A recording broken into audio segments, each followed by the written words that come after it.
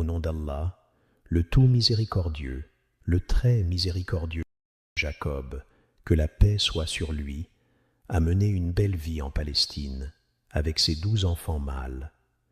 Le plus proche de lui était l'enfant de Rachel, et Youssouf et son frère Benjamin. Tous deux avaient eux les meilleures manières parmi les enfants Jacob, que la paix soit sur lui, aimaient profondément Youssouf et Benjamin. Jusqu'au jour où le jeune garçon, dont l'âge ne nous est pas connu, fit un étrange rêve. Ce rêve va changer l'histoire. Il a dit à son père qu'il avait vu un rêve. « Qu'y as-tu vu, cher fils ?»« Ô mon père, j'ai vu 11 étoiles, et aussi le soleil et la lune. Comment les as-tu vues, cher fils ? Je les ai vus prosternés devant moi. Comment as-tu su, ô Youssouf, alors que tu étais un garçon, que c'était une prosternation ? Imaginez qu'il ait vu les planètes, le soleil et la lune. Un oxymore, le soleil et la lune et les planètes. Il les vit tous se prosterner devant lui. Comment le garçon a-t-il su qu'ils étaient en forme de prosternation ? Ô mon père, j'ai vu 11 étoiles, et aussi le soleil et la lune. Je les ai vus prosternés devant moi. Jacob, que la paix soit sur lui, a su que ce rêve avait une grande envergure. En effet, c'était comme si Allah avait choisi cet enfant pour continuer dans la chaîne des prophètes. D'Abraham, Isaac, Jacob, et maintenant vint le tour de Youssouf. « Ô mon fils, dit-il, ne raconte pas ta vision à tes frères car ils montraient un complot contre toi. L'envie fait partie de la nature humaine.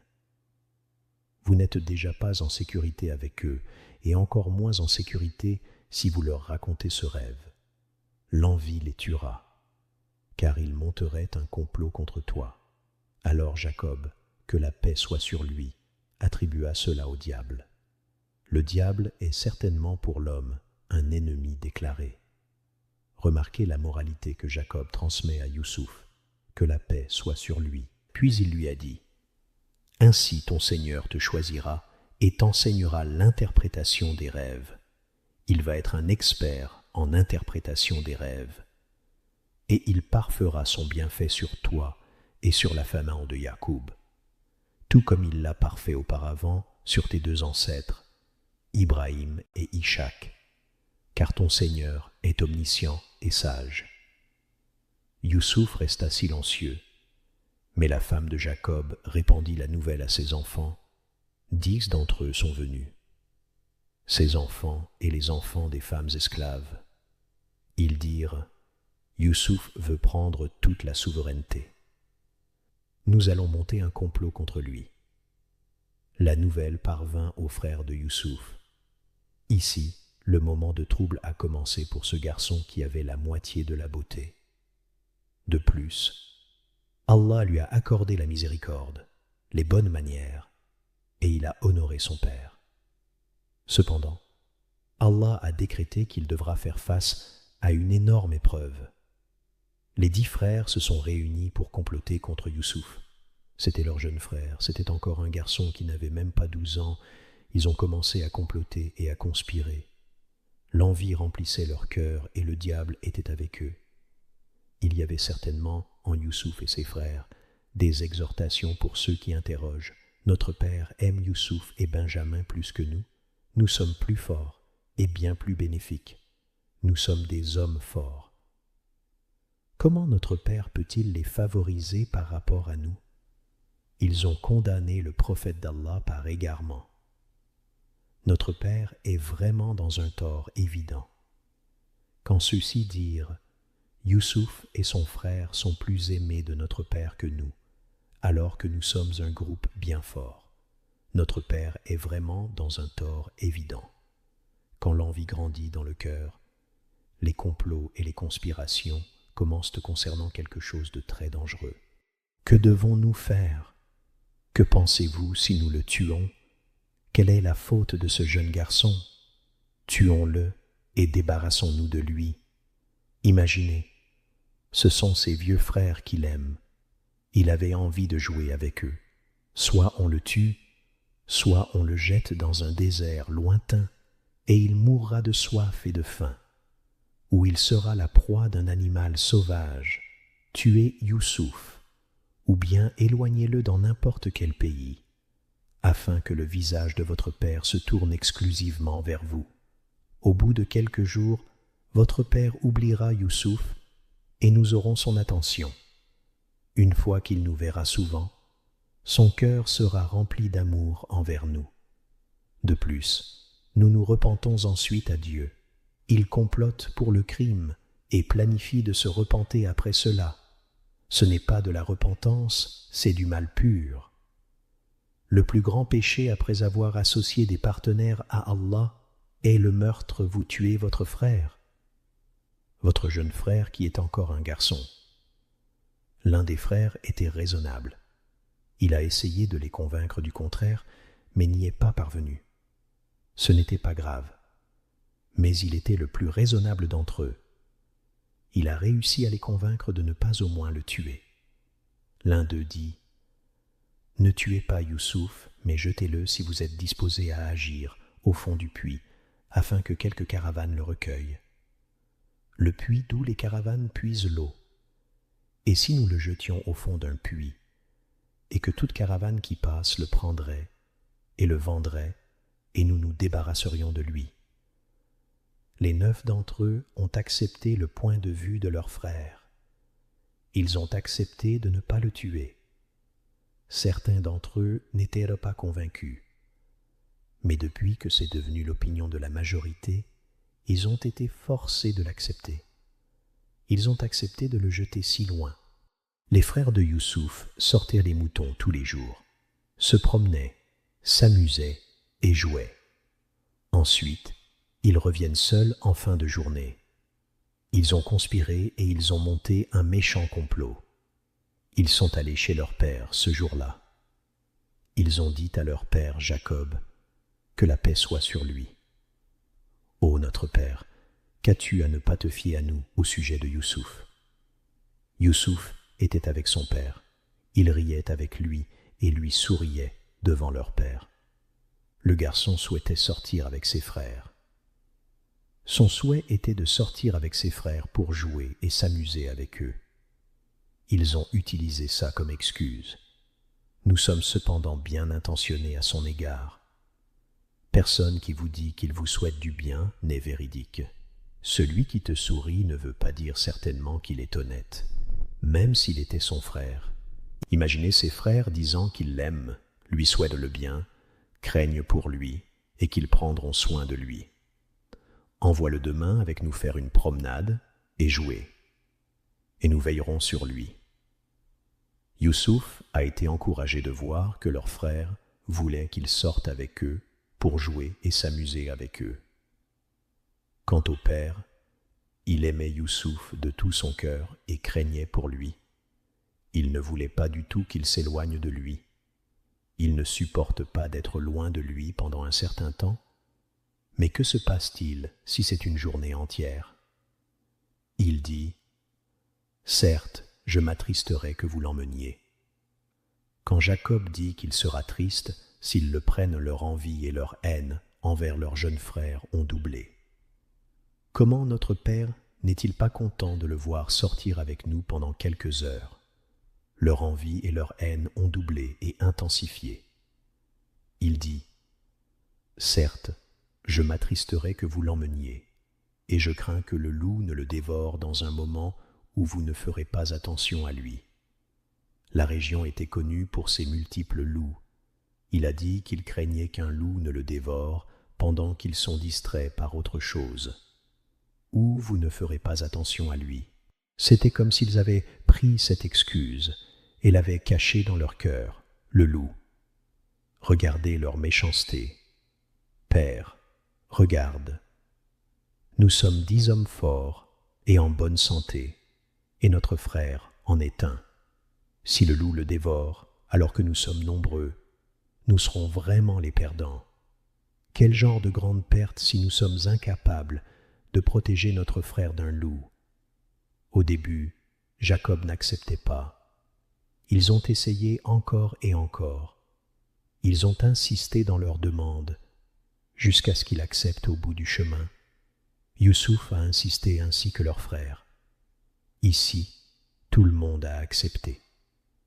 Oui, nous irons demain avec Youssouf et nous réaliserons notre complot. Le petit matin est arrivé. Ils s'approchèrent de leur frère Youssouf. Son père l'a préparé et arrangé ses affaires et lui a donné des provisions pour qu'il puisse sortir pour la première fois avec ses frères. Le père sentait qu'il y avait quelque chose qui n'allait pas. Une fois qu'ils prirent Youssouf, lorsqu'ils voulurent le quitter, il appela son fils aîné, Rubin. Il dit : « Mon cher fils, tu es son frère aîné, prends soin de lui. S'il a faim, nourris-le.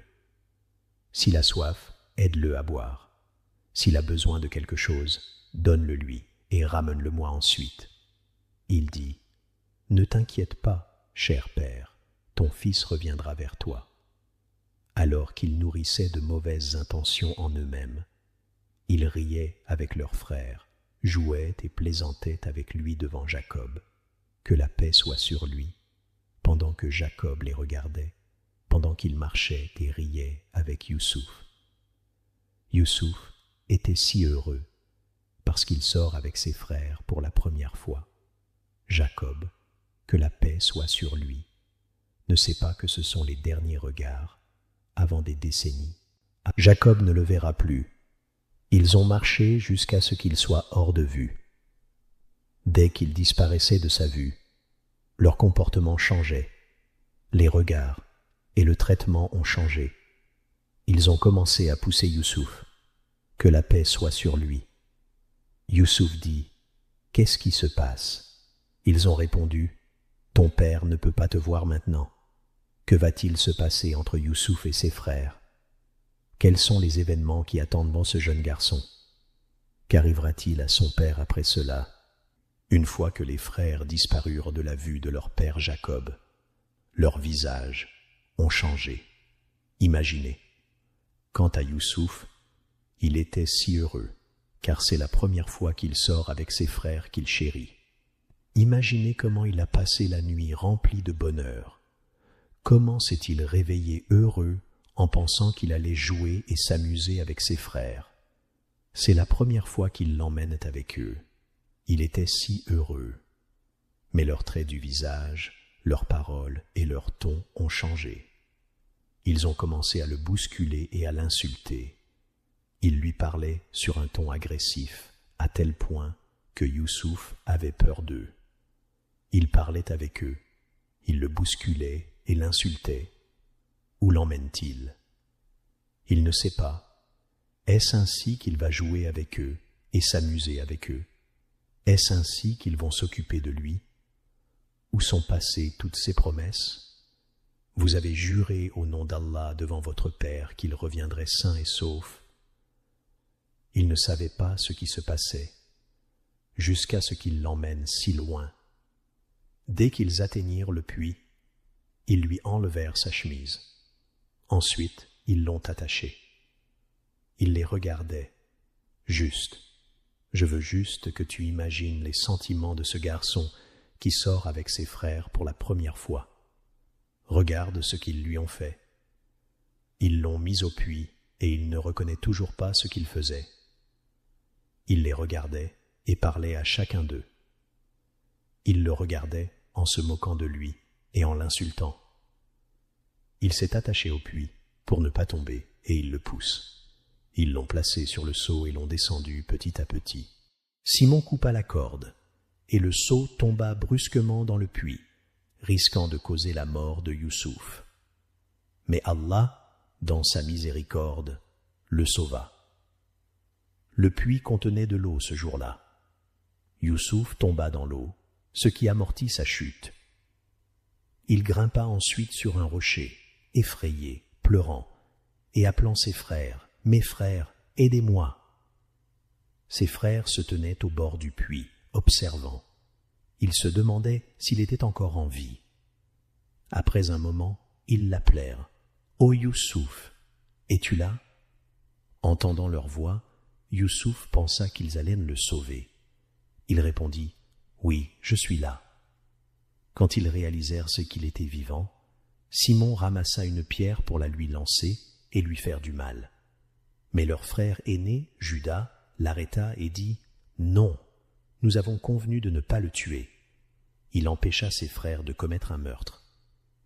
Finalement, ils décidèrent de jeter Youssouf dans les profondeurs du puits, là où personne ne pouvait le voir ni l'entendre. À ce moment, Allah réconforta Youssouf. Il lui inspira ces mots. « Ne t'inquiète pas, un jour, tu seras sauvé.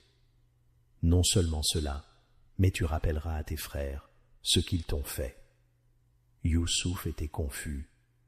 Comment pourrais-je être sauvé dans cette situation? Mais Allah continua de le rassurer.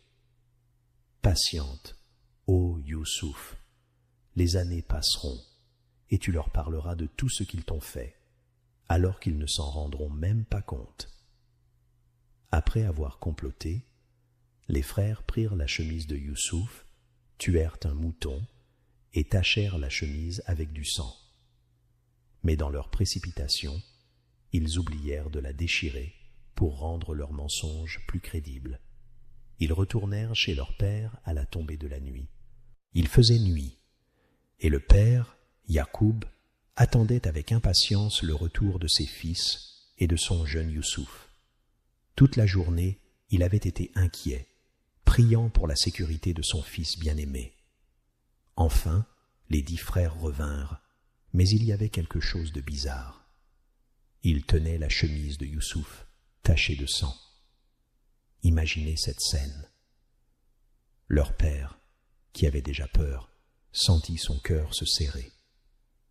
Les frères pleuraient bruyamment, mais leurs larmes ressemblaient à celles des crocodiles, des larmes fausses. Pourtant, ils essayaient de faire croire qu'ils étaient vraiment tristes. En voyant leur comportement étrange et la chemise, Yacoub comprit immédiatement qu'il y avait quelque chose qui n'allait pas. Avec une voix tremblante, il demanda « Qu'est-ce qui ne va pas? Où est Youssouf? Ô Ruben! Ô Judas! Où est mon fils ?» Les frères répondirent, en pleurant encore, « Ô notre père, nous sommes partis jouer et courir, nous avons laissé Youssouf surveiller nos affaires, mais quand nous sommes revenus, le loup l'a dévoré. » Ils pleuraient en racontant leur histoire, mais quelque chose semblait étrange. Yacoub se souvenait de sa propre peur, celle qu'il avait confiée à ses fils avant qu'ils ne partent. Et maintenant, c'était exactement ce qu'il disait. Yacoub fronça les sourcils. « Pourquoi utilise-t-il la même excuse que celle que j'ai mentionnée ?» pensa-t-il. Les frères continuèrent. « Tu ne nous croiras pas, même si nous disons la vérité. » Mais Yacoub les regarda attentivement. Leur histoire semblait confuse et leur excuse maladroite. Malgré tout, il resta calme et demanda « Montrez-moi autre chose, apportez-moi une preuve. Où est le corps de mon fils? Peut-être que le loup n'a pas tout dévoré. » Mais les frères ne dirent rien de plus. Ils baissèrent les yeux, pris dans leur propre mensonge. Yacoub regarda la chemise. Elle était tachée de sang, mais elle n'était pas déchirée. Comment un loup aurait-il pu dévorer Youssouf sans abîmer sa chemise? Cette nuit-là, Yacoub ressentit une immense tristesse. Il savait que ses fils cachaient la vérité, mais il plaça sa confiance en Allah. Il savait qu'un jour, tout serait clair. Imagine un père, Yacoub, qui pleurait pour son fils. Il disait « J'aimerais voir Youssouf, même s'il n'est plus là. J'aimerais pouvoir l'enterrer moi-même. » Mais les frères de Youssouf avaient une autre histoire. Ils prétendaient que le loup n'avait rien laissé. Ils donnèrent à leur père la chemise de Youssouf, tachée de sang. Mais elle n'était même pas déchirée. Yacoub, que la paix soit sur lui, regarda la chemise et comprit que quelque chose ne tournait pas rond. Il leur dit « Vos âmes vous ont suggéré quelque chose de mauvais, vous avez commis un crime. Il n'y a pas de loup, et rien de ce que vous dites n'est vrai. vous mentez. » Avec une grande tristesse, il continua. « Il ne me reste plus qu'à patienter avec beauté. C'est Allah que j'appelle à l'aide pour ce que vous racontez. Maintenant, imagine Youssouf, tout seul dans un puits sombre. Il n'avait ni nourriture ni compagnie, et il était attaché à un rocher. Mais Youssouf n'était pas seul. Allah était avec lui pour le rassurer. Allah lui dit, « Tu les informeras sûrement de cette affaire un jour, sans qu'ils s'en rendent compte. » Pendant ce temps, la première nuit fut difficile pour tout le monde. Ya'qub pleurait dans son lit, et Youssouf, dans le puits, pleurait aussi. Ils étaient séparés l'un de l'autre, mais Ya'qub plaçait toujours sa confiance en Allah. Youssouf passa 3 nuits dans ce puits. Puis, quelque chose d'incroyable arriva. L'un des frères, celui qui avait refusé de tuer Youssouf, retourna discrètement au puits. Il voulait voir ce qui était arrivé à son jeune frère. Mais lorsqu'il arriva, il vit une caravane près du puits. Il retourna en courant prévenir ses frères. « Une caravane est là, leur dit-il. » Les frères se regardèrent, inquiets. « Si Youssouf sort du puits, notre plan sera découvert. Allons vite voir la caravane. » Et voici ce qui arriva ensuite. La caravane envoya un homme, appelé Malek, chercher de l'eau. Il abaissa son seau dans le puits, mais surprise. Youssouf s'accrocha au seau. Le seau était plus lourd que d'habitude. Quand Malek le tira, il découvrit un jeune garçon. Il courut vers les autres en criant « Bonne nouvelle, venez vite, j'ai trouvé un garçon. » Imaginez la joie de cette caravane. Mais pour Youssouf, c'était un nouveau départ. Allah avait préparé quelque chose de spécial pour lui, car ceux qui patientent reçoivent toujours une belle récompense. Imagine Youssouf, ce jeune garçon spécial, vendu par ses frères comme une simple marchandise. Ils le vendirent pour quelques pièces d'argent, 20 dirhams seulement. Ils disaient à la caravane, « Ce garçon est un de nos esclaves qui s'est échappé. Vous pouvez l'acheter. » La caravane accepta, sans savoir que ce garçon deviendrait un prophète et jouerait un rôle si important. Tout cela, c'était le plan d'Allah. La caravane voyageait vers l'Égypte, transportant Youssouf avec elle. Ce voyage, long de jours et de nuits, était plein de mystères. Qui aurait cru que cet enfant allait changer le destin d'un pays entier? Enfin, ils arrivèrent sur les marchés animés d'Égypte. Youssouf, parmi d'autres esclaves, fut présenté pour être vendu. Mais ce jour-là, quelqu'un de très spécial se promenait sur le marché, le ministre des Finances d'Égypte. Ce ministre n'avait pas d'enfant avec sa femme, et c'était une grande tristesse pour eux. Quand il vit Youssouf, il fut frappé par sa beauté et ses manières. Il savait que ce garçon n'était pas comme les autres esclaves. « Je veux l'acheter, » dit le ministre. Quand les marchands virent que le client était un homme riche et important, ils augmentèrent immédiatement le prix. Mais le ministre insista et finit par acheter Youssouf. Puis, il l'emmena chez lui, au palais. Imagine un garçon qui avait été jeté dans un puits, maintenant accueilli dans un palais royal. Quand la femme du ministre le vit, elle s'étonna. « Qui est-ce? Pourquoi as-tu acheté ce garçon ?» Le ministre répondit, « Accorde-lui une généreuse hospitalité. Ne le traite pas comme un simple serviteur ou un esclave. Ce garçon est spécial et mérite une place importante chez nous. » Le décret d'Allah était clair. Youssouf, ce garçon venu de loin, était maintenant dans un palais, prêt pour un avenir extraordinaire. Allah avait tout planifié. Ce jeune garçon allait un jour sauver l'Égypte entière, et celui qui acheta Youssouf était un ministre important en Égypte. Quand il arriva au palais, il dit à sa femme, « Accorde-lui une généreuse hospitalité. » Sa femme, curieuse, lui demanda, « Pourquoi ? Pourquoi ce garçon est-il si spécial ? Le ministre répondit avec un sourire. Il se peut qu'il nous soit utile. Peut-être même pourrions-nous l'adopter comme notre enfant. Il ajouta, « Je veux lui apprendre les finances, le former et l'éduquer pour qu'il devienne mon assistant, puisque nous n'avons pas d'enfant. Peut-être qu'il comblera ce vide dans notre cœur. » Le ministre voyait déjà en Youssouf un futur plein de possibilités. C'est ainsi qu'Allah plaça Youssouf dans une position privilégiée en Égypte. Il vivait maintenant dans un magnifique palais, entouré de richesses et de confort. Mais ce n'était pas un palais ordinaire, c'était celui de l'élite, un lieu où tout semblait parfait. Mais Youssouf, que la paix soit sur lui, allait bientôt découvrir que même dans un palais, la vie n'est pas toujours facile. Une grande épreuve l'attendait, une épreuve si difficile que personne n'en avait jamais connu une pareille. Qu'arrivera-t-il à Youssouf dans ce palais ? Les années allaient révéler des événements incroyables, pleins de défis et de leçons.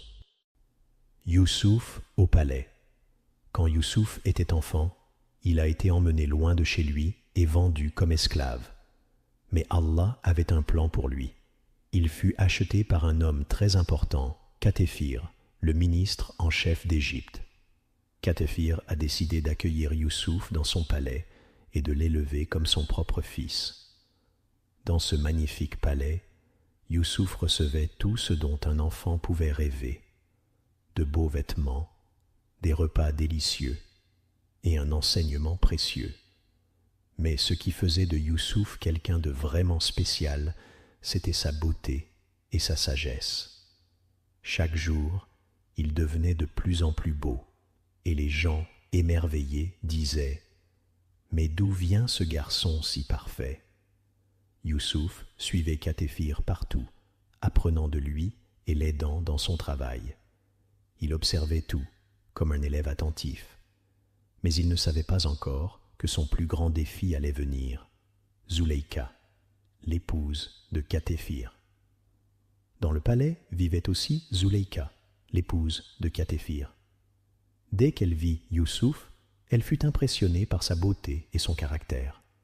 Elle l'admirait en secret, et plus il grandissait, plus elle était fascinée par lui. Youssouf, lui, ne voyait rien de tout cela. Il restait concentré sur Allah, fidèle et pieux. Quand il devint adulte, Allah lui accorda 2 cadeaux précieux, la sagesse et la connaissance. Youssouf devint un homme fort, beau et sage, aimé par tous ceux qui le rencontraient. Mais Zuleika, elle, ne pouvait plus cacher ses sentiments. Un jour, elle décida de faire quelque chose de terrible, une grande épreuve pour Youssouf. Un jour où son mari, Katéphir, était absent, Zuleika renvoya tous les serviteurs et ferma soigneusement toutes les portes du palais, une par une. Elle voulait être seule avec Youssouf. Elle se para de ses plus beaux vêtements, se parfuma et vint vers lui. Elle lui dit « Viens à moi, Youssouf, fais ce que tu veux. » Mais Youssouf, fidèle à Allah, recula immédiatement. Il savait que ce qu'elle lui demandait était un grand péché. Son cœur était attaché à Allah, et sa crainte du Tout-Puissant l'empêchait de faire quoi que ce soit de mal. Zuleika insista, mais Youssouf répondit avec courage « Je cherche refuge auprès d'Allah, je ne ferai jamais cela. » Youssouf savait que même si personne ne le voyait dans ce palais aux portes fermées, Allah, lui, voyait tout. La leçon de l'histoire. Mes chers frères et sœurs, cette histoire nous montre que peu importe la tentation ou la difficulté, si vous restez attachés à Allah, il vous aidera toujours à faire le bon choix. Youssouf avait tout pour céder à Zuleika. Il était jeune, beau, loin de chez lui, et personne ne l'aurait su. Mais il savait qu'Allah voit tout. Et vous, que feriez-vous si vous étiez dans une situation où personne ne vous voit ? Souvenez-vous toujours Allah est avec vous, et il vous guide si vous lui faites confiance. Mes frères et sœurs, imaginez un instant. Qu'auriez-vous fait à la place de Youssouf, que la paix soit sur lui, dans une telle situation? Face à une tentation immense, il a choisi la voie d'Allah. La réponse courageuse de Youssouf. Lorsque Zuleika, l'épouse du ministre, tenta de séduire Youssouf, sa première réaction fut immédiate et claire. Il dit « qu'Allah me protège ». Il savait que céder à cette tentation serait un grand péché. Il se souvenait de son Seigneur, mais aussi de l'homme qu'il avait élevé et traité avec respect depuis son jeune âge. Il pensait « comment pourrais-je trahir un homme qui m'a offert un foyer et tant d'honneur ? Ce serait une énorme injustice. » Il ajouta « Les injustes ne réussissent jamais. » Malgré ses tentatives désespérées, Youssouf resta ferme, car il avait une foi inébranlable en Allah. Une épreuve difficile, Zuleika, voyant qu'il résistait, essaya de forcer Youssouf à lui obéir, mais il refusa catégoriquement. Alors qu'elle avançait vers lui avec insistance, il vit une preuve évidente de son Seigneur, un rappel clair de la grandeur d'Allah. Ce signe renforça sa détermination à ne pas céder. Il savait que céder aurait été contraire à tout ce qu'Allah lui avait enseigné. En tant que prophète choisi par Allah, Youssouf repoussa chaque murmure du diable, chaque tentation. Allah, dans sa miséricorde, éloigna de lui le mal et l'immoralité. Car Youssouf était un de ses serviteurs élus. La fuite courageuse. Finalement, Zuleika perdit patience. Elle se jeta sur Youssouf pour le forcer, mais il réussit à la repousser. N'ayant plus d'autre choix, il prit la décision courageuse de fuir. Il courut à travers le palais, ouvrant porte après porte pour échapper au péché et à la tentation.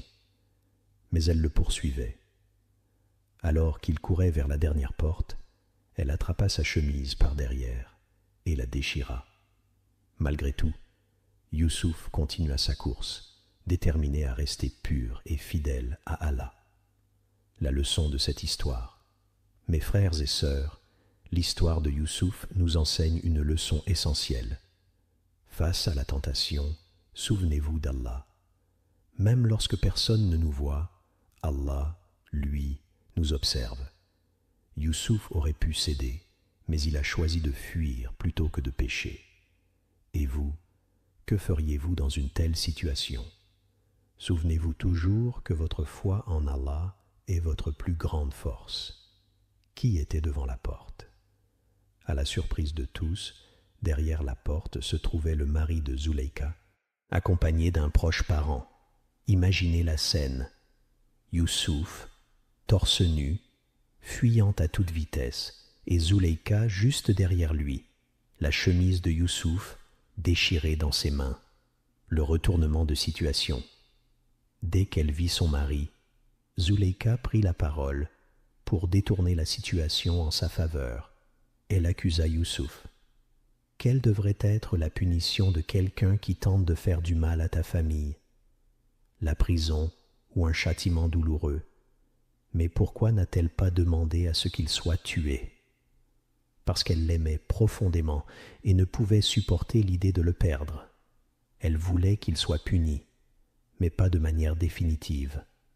La défense de Youssouf, choqué par cette injustice, répondit immédiatement.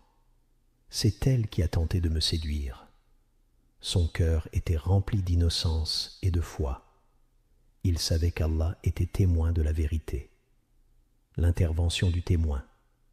Un proche de la famille de Zuleika intervint pour calmer la situation et proposa une idée simple pour découvrir la vérité. Examinons la chemise. Si elle est déchirée de l'avant, alors Youssouf est coupable et elle dit la vérité. Mais si elle est déchirée de l'arrière, c'est Youssouf qui dit la vérité. Et elle ment. Le verdict. Ils examinèrent la chemise. Elle était déchirée par derrière. Cela prouvait clairement que Zuleika avait menti.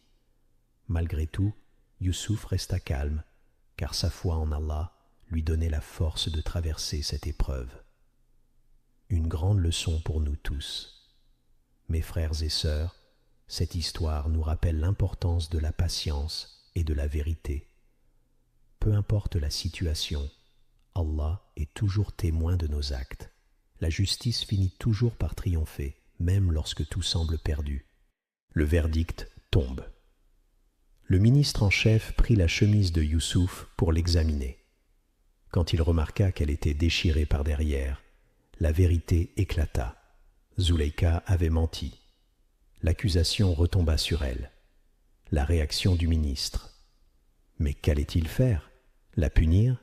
Divorcer? L'emprisonner? Non. Il soupira et dit « C'est bien de votre ruse de femme. Vos ruses sont vraiment énormes. » Ensuite, il se tourna vers Youssouf et ajouta calmement « Youssouf, oublie cette histoire. Ne parle de cela à personne. Pourquoi? Parce que pour ces gens de haute classe, la réputation était plus importante que l'honneur. Ils se souciaient de ce que les autres allaient dire et non de la vérité. Enfin, il se tourna vers sa femme et déclara « Toi, demande pardon pour ton péché, car tu es fautive. Et c'est tout. Pas de punition, pas de réprimande. » Le sujet devait rester secret. Les rumeurs commencent. Mais les murs des palais ont des oreilles. Les serviteurs et esclaves, habitués à écouter, répandirent rapidement la nouvelle. L'histoire de Zuleika et Youssouf atteignit d'autres femmes de son rang, des dames de la haute société. Elles s'interrogeaient. Comment une femme de son statut peut-elle tomber si bas? Déchirer la chemise de son esclave par désir, vraiment? Elles la critiquaient ouvertement, se moquant de son manque de contrôle et de dignité. Une leçon à retenir. Cette histoire nous enseigne que, malgré les efforts pour cacher la vérité, elle finit toujours par se révéler. De plus, elle illustre l'importance de la sincérité et de la foi pour traverser les épreuves avec dignité. Comme Youssouf l'a fait, les rumeurs s'intensifient. Les femmes de la ville se moquaient ouvertement de l'épouse du ministre. Elle a perdu la tête. Ce n'est pas une jeune fille pour agir ainsi. Elle essaie de séduire son valet. Elles murmuraient entre elles. Elle est tombée amoureuse de lui. Ce valet l'a complètement ensorcelée. Nous la trouvons dans un égarement évident, la réponse de l'épouse du ministre. Quand ces ragots atteignirent ses oreilles, Zuleika fut piquée dans son orgueil. « Elles osent parler de moi? Très bien, je vais leur montrer. » Elle organisa un somptueux banquet dans son palais et invita ses femmes critiques. Les tables étaient dressées, les plats soigneusement préparés, et chaque convive reçut un couteau pour découper les fruits. Le plan de Zuleika. Mais ce n'était pas un simple dîner. Zuleika alla voir Youssouf et lui demanda de porter ses plus beaux habits. Allah lui avait accordé une beauté extraordinaire, unique parmi les hommes. Quand tout fut prêt, elle ordonna à Youssouf de sortir devant ses femmes. Sort devant elles, Youssouf. Lorsqu'elles le virent, elles furent frappées d'admiration. Leur étonnement fut tel qu'elles se mirent à couper leurs propres mains au lieu des fruits, sans même le remarquer. Le sang coulait, mais elles restaient éblouies. Elles s'exclamèrent « Par Allah, ce n'est pas un simple humain, c'est un ange, une leçon à retenir. » Cette scène révèle à quel point la beauté peut éblouir et tromper les sens. Mais malgré leur admiration, Youssouf resta droit, fidèle à ses principes et à son Seigneur. Les femmes et l'aveu de Zuleika. Devant l'admiration des femmes pour Youssouf, Zuleika, l'épouse du ministre, lança « Vous comprenez maintenant pourquoi j'ai agi ainsi? Vous voyez, je n'ai pas menti. J'ai essayé de le séduire, mais il s'est défendu fermement. Elle avoua tout, sans détour. Il a refusé. Il a résisté et a cherché refuge auprès de son Seigneur contre moi. Il n'a pas cédé à mes désirs. Les femmes soutiennent Zulaïka. Non seulement les invités comprirent sa fascination, mais elles allèrent plus loin. Elles dirent à Youssouf: « Obéis à ta maîtresse, fais ce qu'elle te demande. » Imaginez l'injustice de cette situation pour Youssouf. Ces femmes, au lieu de condamner Zulaïka, le pressaient de céder. La menace de Zulaïka. Puis, Zulaïka, frustrée par le refus de Youssouf, le menaça ouvertement devant ses femmes. S'il ne fait pas ce que je lui commande, il sera très certainement emprisonné et humilié. Joseph, que la paix soit sur lui, était pris au piège. Que pouvait-il faire face à cette situation? La pression et le choix de Youssouf. Ces femmes influentes le poussaient à céder. Fais ce qu'elle désire, obéis à ta maîtresse. Mais Youssouf, avec son intégrité et sa foi, ne pouvait trahir ses principes ni son Seigneur. Que ferait-il? Vers qui se tournerait-il? Devait-il céder à cette pression ou accepter d'être jeté en prison pour préserver son honneur et sa foi? Un exemple de foi et de persévérance, Youssouf était un jeune homme doté d'une beauté extraordinaire, admiré par toutes ses femmes. Pourtant, il choisit de rester ferme face à cette épreuve immense. Mais que lui arrivera-t-il après cette menace? Tiendront-ils leur promesse de l'emprisonner? Ou trouvera-t-il une issue par la grâce d'Allah? Au cœur de la tourmente, dans un palais où la tentation et la ruse étaient omniprésentes, le jeune Youssouf, que la paix soit sur lui, fit preuve d'une piété exemplaire. Il était entouré non seulement par l'épouse du ministre, mais aussi par d'autres femmes influentes, toutes prêtes à le séduire. Dans cette épreuve immense, il se tourna vers son Seigneur avec une supplication sincère. « Ô mon Seigneur, la prison m'est préférable à ce à quoi elle m'invite, et si tu n'écartes pas de moi leur ruse, je pencherai vers elle et serai du nombre des ignorants. » Ce jeune homme pieux ne mit pas sa confiance en lui-même, mais en Allah, reconnaissant ses propres limites face à la ruse des femmes. L'exaucement de son invocation à Allah, dans sa grâce infinie, exauça son appel. Son Seigneur l'exauça donc et éloigna de lui leur ruse. C'est lui, vraiment, qui est l'audient et l'omniscient. Mais l'affaire ne s'arrêta pas là. Une décision politique et injuste.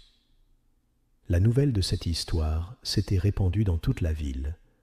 Les murmures et les ragots mettaient en danger la réputation du ministre et de son palais.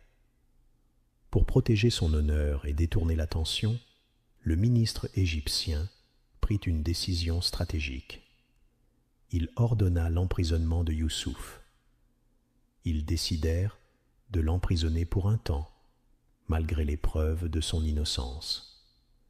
Ce geste visait à préserver les apparences et à faire croire que Youssouf était le coupable. Il voulait taire les rumeurs et manipuler l'opinion publique en sacrifiant un innocent. Un acte de foi face à l'injustice. Imaginez la situation de Youssouf.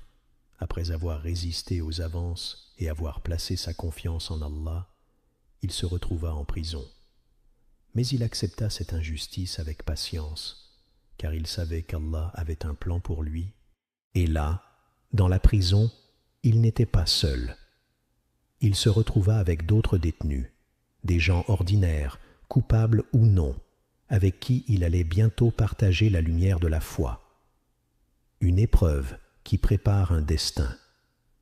Ainsi, Youssouf, que la paix soit sur lui, fut jeté dans une cellule obscure, mais sa foi brilla plus fort que jamais. Ce n'était pas la fin de son histoire, mais un nouveau chapitre où Allah allait manifester sa sagesse et sa justice. Que se passera-t-il ensuite? Comment Youssouf changera-t-il le destin de ceux qu'il rencontrera en prison? Et comment cette épreuve l'élèvera-t-elle pour accomplir le plan divin? L'entrée de Youssouf dans la prison. Après une vie de jeunesse marquée par le luxe et la prospérité, Youssouf, que la paix soit sur lui, se retrouva jeté dans un lieu sombre et désolant, la prison. Les prisons de cette époque étaient bien différentes de celles que nous connaissons aujourd'hui. Elles étaient des endroits austères, où la douleur et le désespoir dominaient. Seul Allah sait à quel point elles étaient difficiles il y a des milliers d'années. Youssouf y entra innocent, mais la rumeur populaire le désignait comme un séducteur, un homme cherchant à semer le trouble parmi les femmes, y compris la femme du ministre. Pour protéger les femmes, disait-il, il fut emprisonné. Imaginez le cœur de cet homme pieux, calomnié et jeté dans cet endroit où il partageait son espace avec des meurtriers, des voleurs et des criminels violents. Malgré cela, sa foi et sa dignité restèrent intactes. 2 nouveaux compagnons de cellule. Un jour, 2 hommes furent également jetés en prison. Youssouf les observa lorsqu'ils entrèrent, curieux de connaître leur histoire. L'un d'eux, Nabwa, était l'échanson du roi, chargé de servir ses boissons. L'autre, Moujrif, était le boulanger royal. Ces 2 hommes travaillaient dans le palais du roi et furent accusés d'avoir tenté d'empoisonner leur maître. Selon l'histoire, Moujrif avait été incité par des conspirateurs à empoisonner le roi en ajoutant du poison à la nourriture. Nabwa, de son côté, avait averti le roi de ne pas manger, suspectant un complot. Mais lorsque le boulanger fut confronté, il accusa également Nabwa d'être impliqué. Incapables de déterminer la vérité, les autorités les jetèrent tous 2 en prison. Youssouf, un modèle de bonté en prison. Avec le temps, Youssouf devint une figure centrale dans la prison. Sa bonté et son sens de l'écoute attirèrent les cœurs des détenus. Lorsqu'il voyait quelqu'un triste, il venait le réconforter. Lorsqu'un prisonnier était malade, il s'efforçait de le soigner ou de l'aider du mieux qu'il pouvait. Sa douceur et sa bienveillance étaient un réconfort pour ceux qui vivaient dans l'angoisse. Tous ceux qui avaient besoin de quelque chose se tournaient vers Youssouf. Sa noblesse d'âme brillait même dans l'obscurité de la prison, rappelant que la lumière de la foi ne peut être étouffée, peu importe les épreuves. Un nouveau chapitre s'ouvre. Ainsi, dans ce lieu oppressant, un nouveau chapitre s'ouvrait dans la vie de Youssouf. Ses 2 compagnons de cellule allaient bientôt jouer un rôle crucial dans son destin, permettant à Allah de manifester sa sagesse et sa justice. Que va-t-il se passer ensuite? Comment ces hommes influenceront-ils la vie de Youssouf? Et comment ce prophète continuera-t-il à illuminer les cœurs, même dans l'épreuve? La bonté de Youssouf éclaire la prison. Dans l'ombre de la prison, Youssouf, que la paix soit sur lui, continua d'être un modèle de bonté et de générosité. Quiconque portait un fardeau trouvait en lui une aide. S'il voyait quelqu'un dans le besoin, il se précipitait pour alléger son fardeau.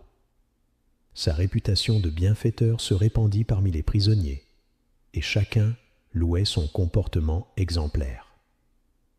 C'est alors que 2 de ses compagnons de cellule, l'échanson et le boulanger du roi, firent un rêve troublant. Ils décidèrent d'aller voir Youssouf pour lui demander une interprétation, car ils voyaient en lui quelqu'un de juste et de sage. Les rêves de l'échanson et du boulanger. Un matin, l'échanson dit « Je me voyais en rêve en train de presser du raisin pour en faire du vin. » Et le boulanger ajouta « Quant à moi, je me voyais portant du pain sur ma tête, et des oiseaux venaient en le picorer. » Puis, ils demandèrent « Apprends-nous l'interprétation de ces rêves, car nous te voyons au nombre des bienfaisants. Tu es quelqu'un de différent, Youssouf. Ta bonté et ta justice brillent même dans cet endroit sombre. L'appel de Youssouf à Allah avant l'interprétation Youssouf, que la paix soit sur lui, saisit cette opportunité. Avant même de leur répondre, il commença par les inviter à adorer Allah. Malgré les injustices qu'il subissait, emprisonné à tort, calomnié et trahi, Youssouf n'oubliait jamais sa mission prophétique. Il leur dit : « Avant que votre nourriture ne vous parvienne, je vous informerai de ce qu'elle sera. Mais sachez que ce savoir vient d'Allah, mon Seigneur. C'est lui qui m'a enseigné cela. » Les deux hommes furent surpris. « Es-tu prêtre ou devin ? demandèrent-ils. Youssouf répondit avec humilité : « Non, tout cela fait partie de ce que mon Seigneur m'a appris. Je ne suis qu'un serviteur d'Allah. Si je peux interpréter vos rêves, c'est un don d'Allah et non de moi-même. » En leur parlant ainsi, Youssouf orientait leur cœur vers Allah, leur montrant qu'il est la source de tout savoir et de toute sagesse. Youssouf poursuivit : « J'ai abandonné la religion d'un peuple qui ne croit pas en Allah. Je viens d'un palais où l'on nie l'existence d'Allah et où l'on adore des idoles sans pouvoir ni valeur. » Avec ces mots, Youssouf posa les bases de son appel à Allah, tout en montrant la vacuité des fausses croyances des Égyptiens. Même en prison, dans l'adversité, il ne manqua pas de rappeler la grandeur d'Allah et la vérité de son message. La sagesse du prophète. Ainsi, avant d'interpréter les rêves, Youssouf utilisa cette occasion pour semer la lumière de la foi dans le cœur de ses compagnons.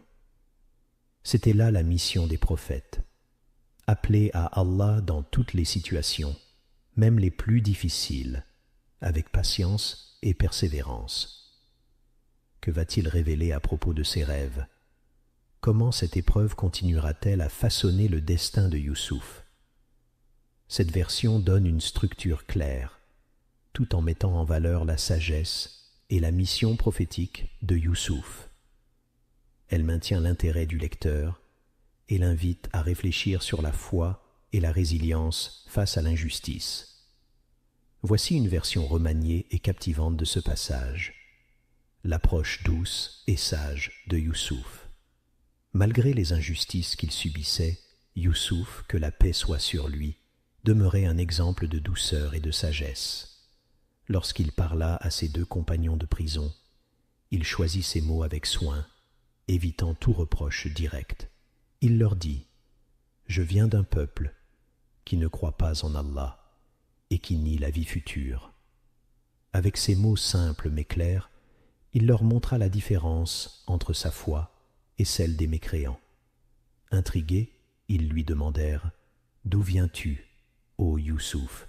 Il répondit : « J'ai suivi la religion de mes ancêtres, Ibrahim, Ishaq et Yacoub.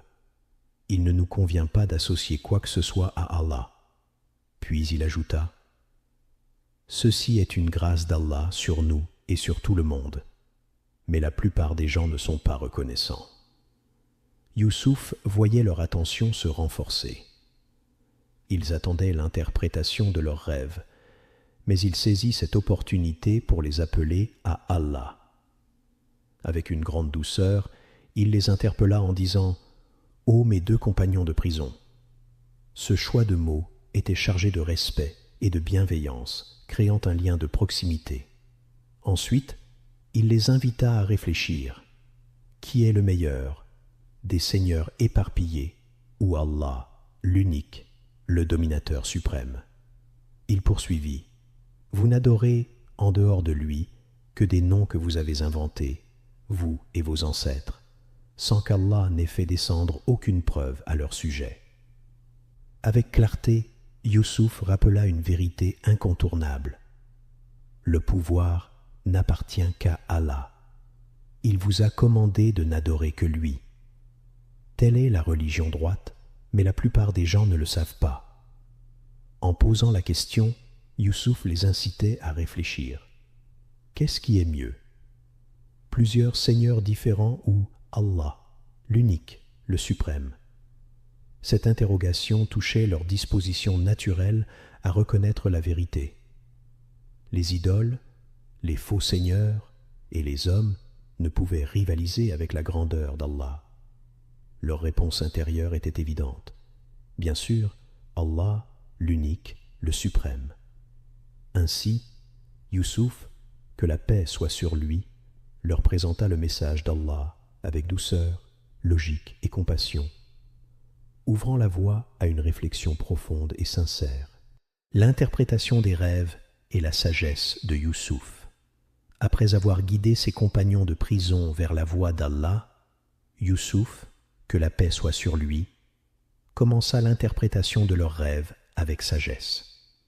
Il leur dit : « Ô mes deux compagnons de prison, l'un de vous retournera auprès de son maître et servira le vin, tandis que l'autre sera crucifié, et les oiseaux mangeront de sa tête. » Avec cette déclaration, Youssouf leur annonça ce qui allait se passer, sans leur dire directement : « C'est vous qui serez sauvés, et vous mourrez. » Il allégea ainsi leur fardeau en leur offrant une vision claire et sans ambiguïté. Lorsque l'interprétation d'un rêve prophétique se fait, il se réalise en effet avec la certitude d'un destin déjà tracé. L'affaire sur laquelle vous m'interrogez a déjà été décidée, dit-il, car une fois le rêve interprété, il devient inéluctable. Les chansons, qui allaient être sauvées, étaient appelées à revenir auprès de son maître. Youssouf, que la paix soit sur lui dit alors : « Lorsque tu seras de retour auprès de ton maître, parle de moi. Dis-lui qu'il y a un homme en prison appelé Youssouf, un homme innocent qui a été emprisonné à tort. » Il lui demanda de ne pas oublier de mentionner son nom au roi, bien que la confiance en Allah fût primordiale. Chercher à obtenir la libération par des moyens humains faisait également partie de la confiance en Allah. Cependant, le diable fit en sorte que les chansons oublient de mentionner Youssouf à son maître. Ainsi, Youssouf resta en prison, seul, pendant des années. Selon certains récits, il demeura enfermé pendant 7 longues années. La période d'oubli de Youssouf en prison marquait un tournant dans son histoire. Bien qu'il fût opprimé et injustement accusé, aucun être humain n'était au courant de sa situation, et pourtant il demeurait juste et fidèle à Allah. Cela montre à quel point, dans la grande toile de l'univers, parfois le destin met en pause la reconnaissance de la vérité. Mais Allah a toujours un plan en place. Regardez le destin d'Allah, comme tout s'inscrit dans sa sagesse divine. Le rêve du roi d'Égypte. Alors que Youssouf demeurait en prison, le roi d'Égypte eut 2 rêves mystérieux, qui seraient bientôt les catalyseurs d'un grand changement. Dans le premier rêve, il vit 7 grosses vaches paîtres, le rêve du roi et l'interprétation oubliée. Le roi d'Égypte, profondément perturbé par son rêve, se réveille dans la panique. Dans son rêve, il voit 7 vaches grasses et bien nourries paître tranquillement, suivies de 7 vaches maigres qui les dévorent. Puis, il rêve de 7 épis verts, suivis de 7 autres épis secs qui dévorent les premiers. Il est terrifié par la signification de ce rêve étrange et se sent perdu face à ces symboles mystérieux. Après s'être réveillé, le roi se rend dans le matin aux conseillers, prêtres et devins du royaume, espérant trouver une explication. Il leur raconte son rêve, dans l'espoir de recevoir des réponses. En vérité, je voyais, en rêve, 7 vaches grasses mangées par 7 maigres, et 7 épis verts, et autant d'autres secs. Ô conseil de notables, donnez-moi une explication de ma vision, si vous savez interpréter le rêve.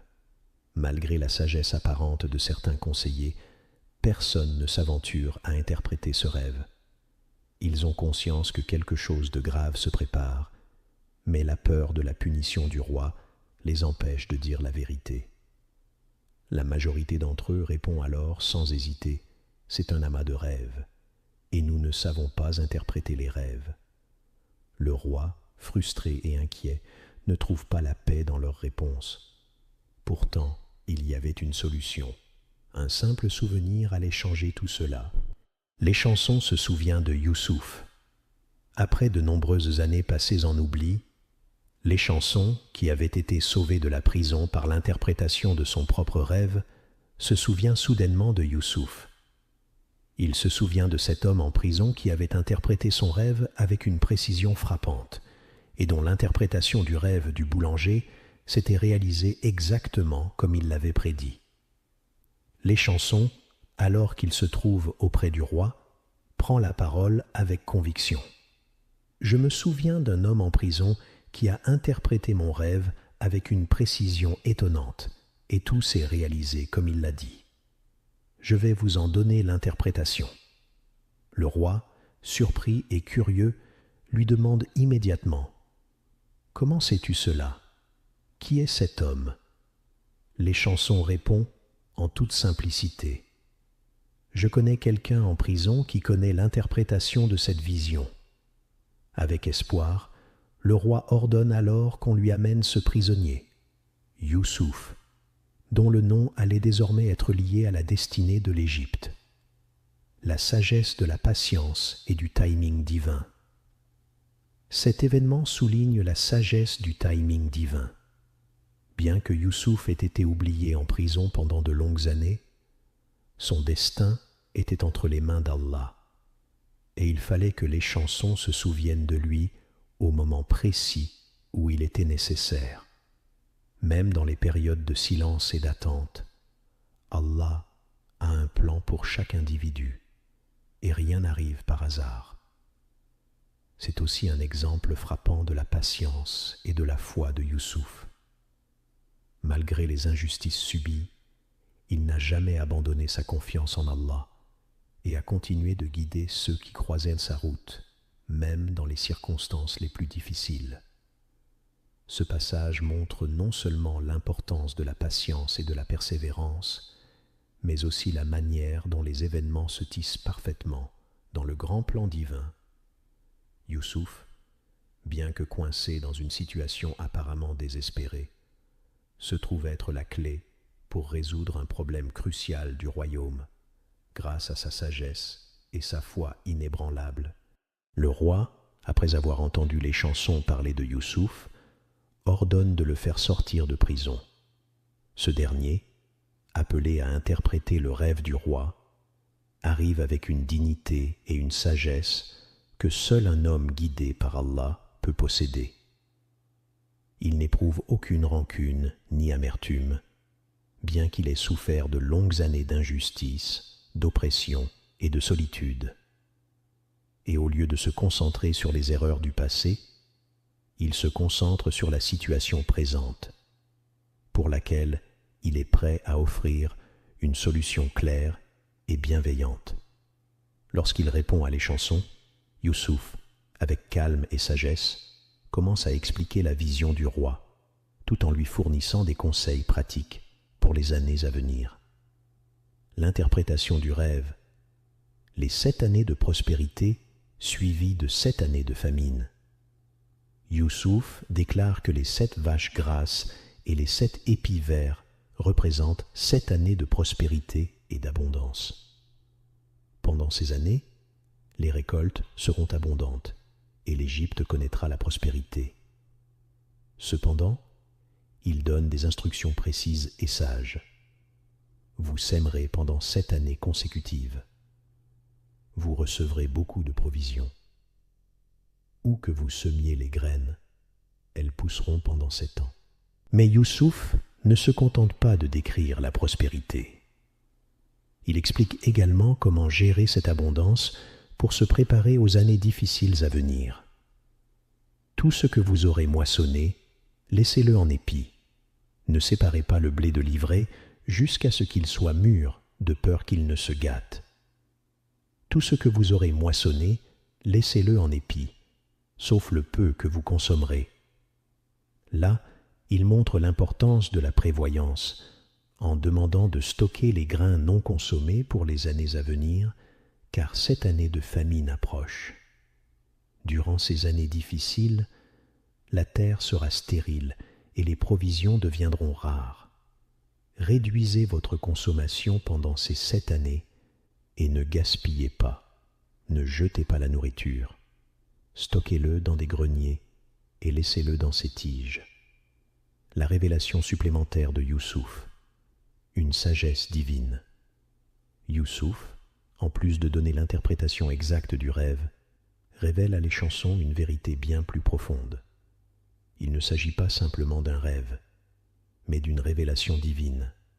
C'est Allah qui a inspiré cette interprétation et cette stratégie qui sauveront l'Égypte de la catastrophe à venir. Ceci est une révélation du Seigneur des mondes. Cette révélation met en lumière l'importance de la confiance en Allah dans tous les aspects de la vie, qu'il s'agisse de la gestion des ressources matérielles ou de la prise de décision face à des situations imprévues. Youssouf montre qu'Allah, dans sa sagesse infinie, a non seulement donné la solution à ce qui semblait être un simple rêve, mais a aussi guidé l'humanité vers une action préventive pour éviter la souffrance et la famine. Leçons spirituelles et pratiques. Cet épisode souligne plusieurs enseignements importants, la foi et la patience. Youssouf n'a pas laissé la souffrance du passé l'empêcher de servir Allah et de donner des conseils pratiques et sages à ceux qui sont dans le besoin. La prévoyance et la gestion responsable. L'importance de stocker, de planifier et de ne pas gaspiller pendant les années d'abondance, un principe non seulement économique mais spirituel, car il montre un respect envers les ressources et une reconnaissance des bénédictions divines. L'importance de la guidance divine. Youssouf est l'exemple parfait de la manière dont la révélation divine peut guider l'action humaine, même dans les moments les plus incertains. Cette histoire n'est pas seulement une narration des événements passés, mais une leçon intemporelle pour tous ceux qui cherchent à naviguer les épreuves de la vie avec sagesse, patience et foi en Allah. La libération de Joseph, Youssouf, la sagesse divine et le destin de l'Égypte. Après avoir interprété le rêve du roi et donné des conseils pratiques pour préparer l'Égypte aux 7 années de prospérité suivies de 7 années de famine, Youssouf, que la paix soit sur lui, a également évoqué la période qui suivra cette famine. Il a annoncé qu'après ces années difficiles, viendrait une année de soulagement, où les fruits seraient abondants. Les raisins, les olives et le sésame seront pressés, marquant la fin de la période de disette. Cela montre une autre forme de bénédiction divine après une épreuve de grande ampleur. L'interprétation du rêve comme une solution divine. L'interprétation donnée par Youssouf est d'une grande importance pour l'Égypte, car elle permet à son peuple de se préparer correctement à la famine à venir, et elle est un exemple de la sagesse divine en action. Cela sauvera l'Égypte de la destruction, car la planification et la gestion des ressources pendant les années d'abondance seront cruciales pour surmonter les 7 années de disette. La libération de Joseph, Youssouf. Une condition préalable. Maintenant que le roi connaît la vérité et la sagesse de l'interprétation de Youssouf, une question se pose. Joseph sortira-t-il de prison? La réponse est oui, mais avec une condition. Avant d'accepter de sortir, Youssouf exige que la vérité soit rétablie. Il ne se contente pas simplement d'accepter la liberté, mais demande à ce que son innocence soit prouvée publiquement. Il demande une enquête officielle sur la fausse accusation de tentative de séduction qu'il avait subie auparavant. Ce n'est pas une demande de vengeance, mais plutôt une demande de justice. Youssouf veut que son nom soit lavé et que l'oppression qu'il a subie soit reconnue. Cela montre à quel point la justice est importante, même pour un prophète, et qu'il est essentiel de ne pas se contenter de solutions superficielles.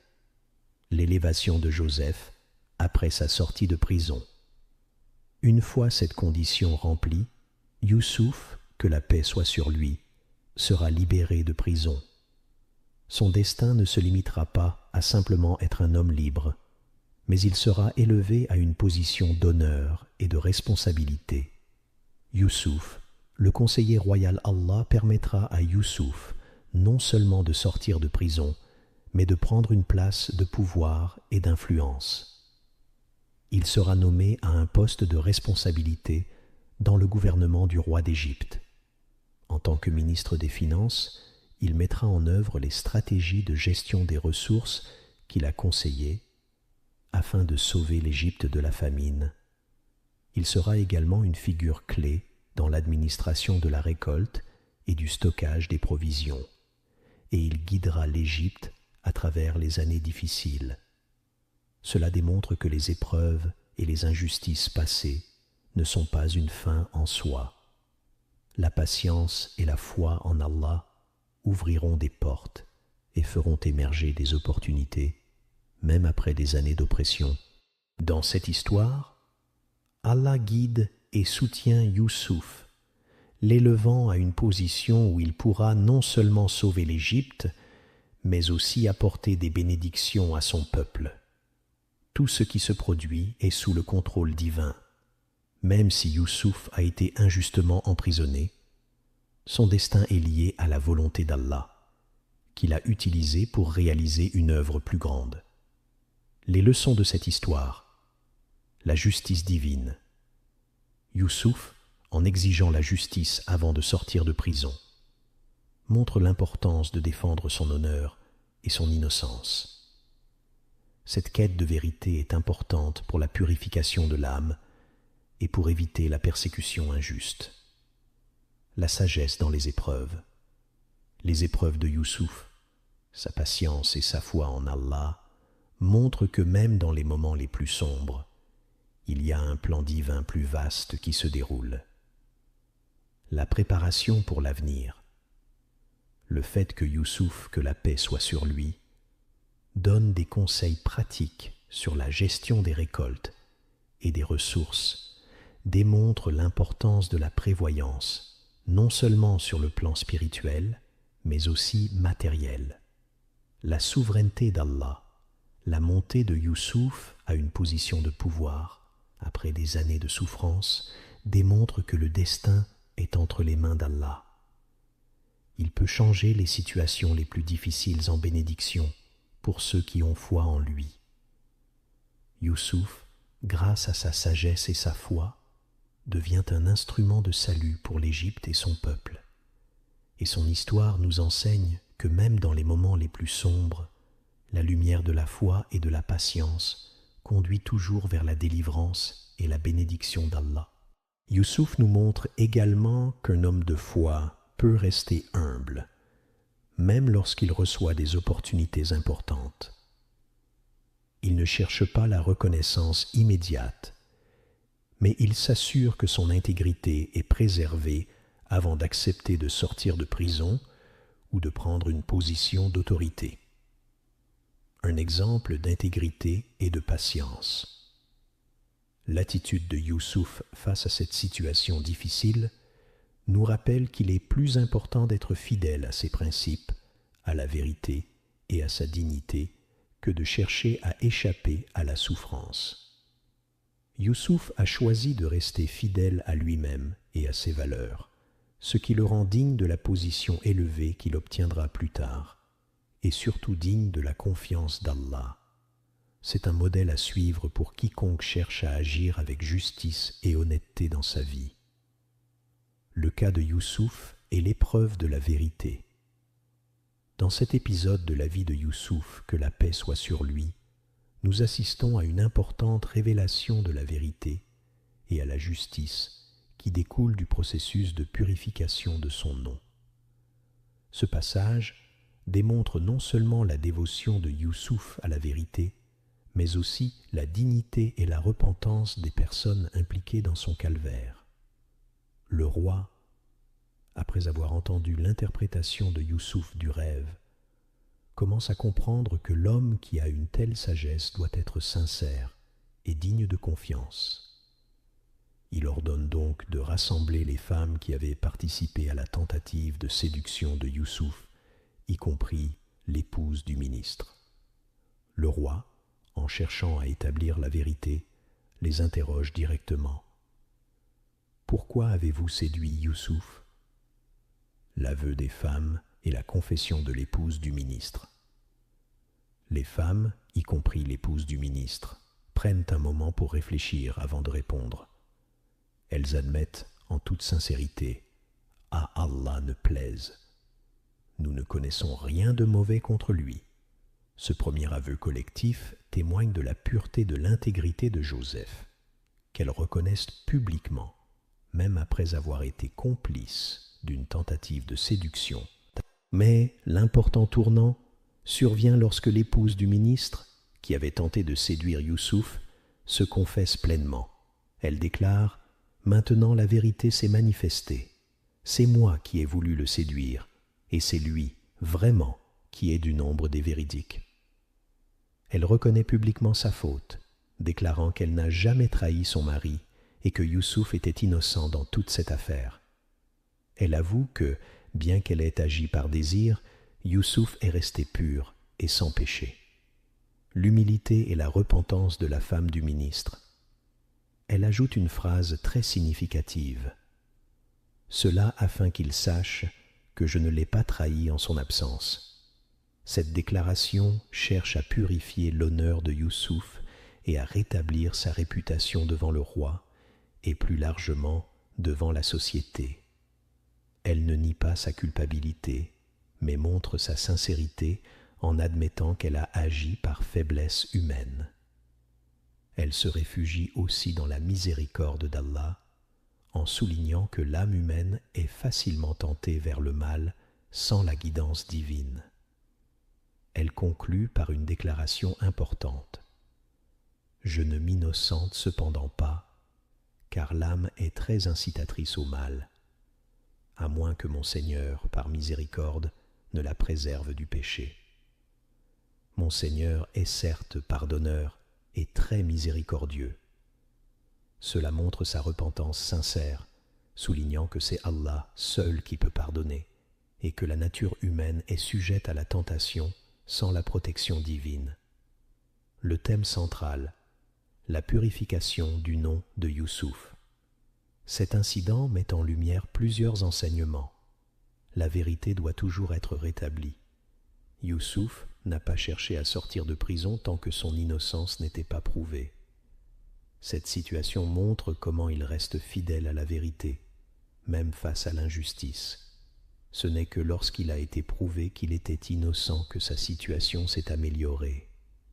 Le rôle de la repentance et de la miséricorde. La femme du ministre, après avoir avoué son péché, se tourne vers Allah pour obtenir le pardon. Elle reconnaît la tentation de l'âme et demande pardon à Allah, qui est le seul capable de pardonner les péchés. La dignité et l'intégrité. Youssouf a toujours maintenu sa dignité, même dans les moments les plus sombres de sa vie. Il refuse de sortir de prison avant que son honneur ne soit restauré. Cela nous enseigne que la dignité ne doit jamais être sacrifiée, même pour atteindre une position élevée dans la société. Le pardon divin. Enfin, la repentance de l'épouse de l'Aziz met en évidence la miséricorde d'Allah qui est infinie. Peu importe la gravité du péché, si la personne se repent sincèrement, Allah est prêt à lui accorder son pardon. Cet épisode de la vie de Youssouf, que la paix soit sur lui, nous montre que la vérité, l'honneur et la repentance sont essentiels pour restaurer la paix intérieure et la confiance de la société. La purification du nom de Youssouf et la reconnaissance de son innocence par l'épouse du ministre sont un exemple de l'importance de la justice, mais aussi de l'humilité et de la miséricorde divine.